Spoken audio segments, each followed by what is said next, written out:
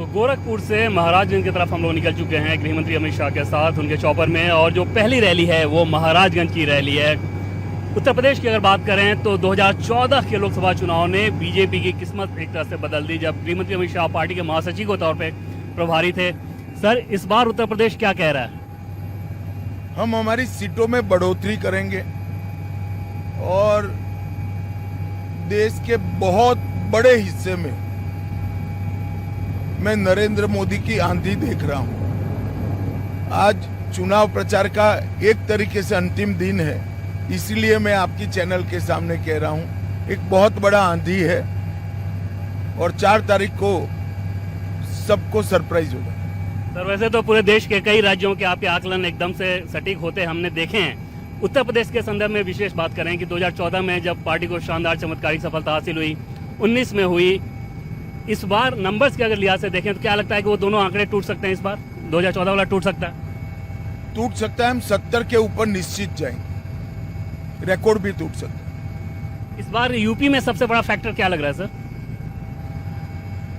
देखिए, 2 फैक्टर है। जब अखिलेश की सरकार थी तब वो केंद्र सरकार को कोऑपरेट नहीं करती थी, तो मोदी जी यूपी से ही सांसद बनकर प्रधानमंत्री बने, मगर ज्यादा यूपी को मदद नहीं कर सके। 17 में भारतीय जनता पार्टी ने योगी आदित्यनाथ जी को मुख्यमंत्री बनाया बहुमत प्राप्त होने के बाद। योगी जी के आने के बाद नरेंद्र मोदी जी ने यूपी का इंफ्रास्ट्रक्चर और यूपी के औद्योगिक विकास और यूपी के हेल्थ इंफ्रास्ट्रक्चर स्वयं हाथ में लिया और इसके अंदर एक आमूलचूर परिवर्तन आया। जो गरीब कल्याण की योजनाएं बनी, क्योंकि यूपी और बिहार का भी पूर्वांचल वाला हिस्सा और मध्य प्रदेश यूपी का बुंदेलखंड का हिस्सा और पूरा यूपी, ये देश के सबसे गरीब हिस्सों में से थे, तो इसके सबसे ज्यादा लाभार्थी स्वाभाविक रूप से यूपी से हुए। गैस दिया, शौचालय दिया, घर दिया, पीने का पानी दिया, अनाज दिया, आयुष्मान भारत योजना दी, बिजली दी, ये सबके लाभार्थियों का बहुत बड़ा चंक यूपी में। और तीसरा, यहाँ पर एक प्रकार से कानून और व्यवस्था पूरा चरमरा गया, गुंडा राज हो गया। योगी आदित्यनाथ जी ने बड़ी कठोरता के साथ, शिद्दत के साथ यहाँ के कानून और व्यवस्था को सुधारने के लिए कठोर कदम उठाए और उसका परिणाम भी आया है। आज यूपी के हर नागरिक के मन में सुरक्षा का तो भाव है ही है, उसको ही लगता है कि हमें न्याय मिल सकता है।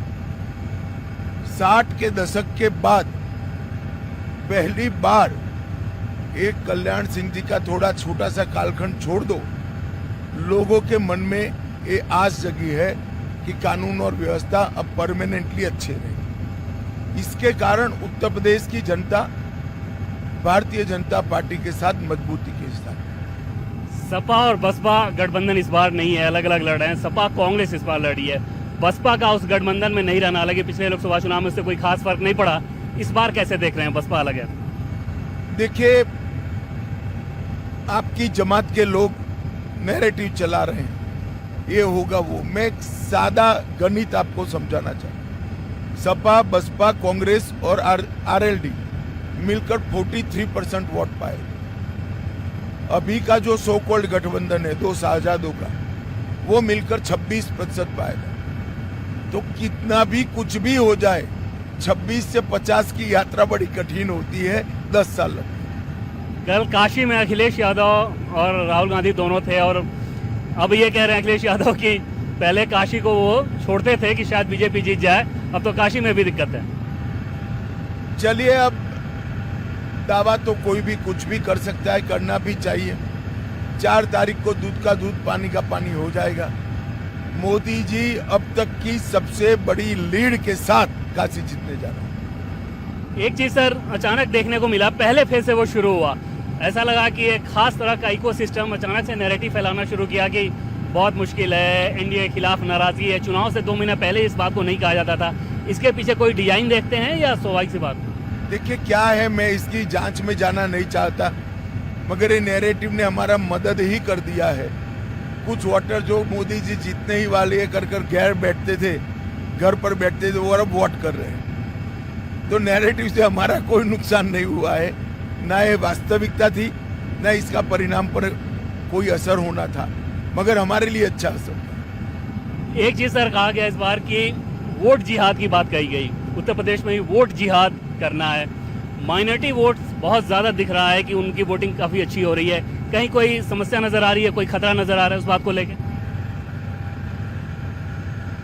समाज का कोई भी तबका धर्म के आधार पर पोलराइज होकर वोट करता है तो काउंटर पोलराइजेशन होता ही है। तो मैं तो कभी इसकी चिंता नहीं करता। पहली रैली से मैं पहुंचने से पहले आखिरी सवाल पूछूं सर कि इस चिलचिलाती धूप में आपको सुनने के लिए कल मैंने देखा उड़ीसा में कितनी जबरदस्त भीड़ थी। एक नेता के तौर पे चिंता होती है कि यार इतनी धूप में इतने सारे लोगों को आना वो कैसे संभव हो पाता? लोगों को देखकर जरूर चिंता होती है, लोगों के लिए भी चिंता होती है। उनका देखकर मैं भी गमछा पहन कर जाता हूँ।